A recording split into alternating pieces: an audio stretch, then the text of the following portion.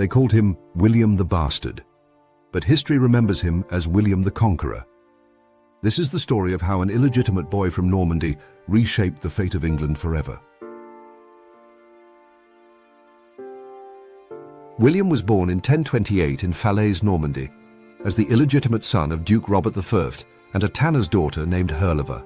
Despite the stain of his birth, his father named him heir. When Robert died in 1035, William became Duke of Normandy at just 7 years old. The years that followed were brutal. Norman nobles, seeing a weak child on the throne, plunged the duchy into chaos. Assassination attempts, shifting alliances, and endless rebellions marked William's early reign. But against all odds, he survived and hardened. By his 20s, William had become a ruthless, calculating leader who crushed his enemies and unified Normandy. In 1064, a twist of fate gave William a chance at more. The childless King Edward of England supposedly promised him the crown. But when Edward died in 1066, the English chose Harold Godwinson instead. To William, this was betrayal and war.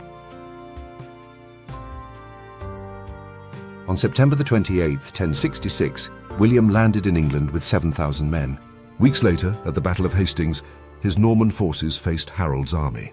The battle was fierce and bloody, but when Harold fell, struck by an arrow, legend says, the English lines broke. William had won.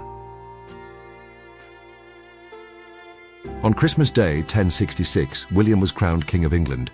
His rule was brutal. Castles rose, revolts were crushed, and the English aristocracy was replaced by Norman lords. But he brought order, structure, and a new ruling elite. The Domesday Book, compiled years later, remains a symbol of his iron grip on the land. William died in 1087, but his legacy endures. He reshaped England's language, laws, and power structure. From bastard to conqueror, his life was one of ambition, violence, and destiny. Want more stories like this? Subscribe for weekly tales of history's most ruthless rulers and bloodiest battles. This is Crowns and Blood.